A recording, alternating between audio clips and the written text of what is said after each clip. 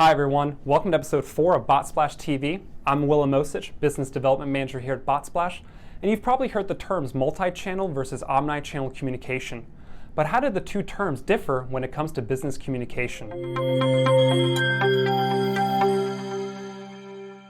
Multi-channel communication refers to the ways businesses share their presence on communication channels their customers are more likely to interact with. So think channels such as email, voice, and chat. The only problem here is that with multi-channel communication, the channels aren't integrated with one another and thereby don't create or deliver a consistent customer experience. Omni-channel communication aims to do so.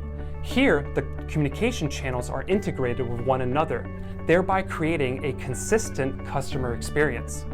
The BotSplash digital messaging platform is an omni-channel platform. So here, we provide omni-channel means for mortgage lenders, for example, to not only initially contact and interact with their leads, but throughout the entire process, they have a means of delivering a consistent customer experience.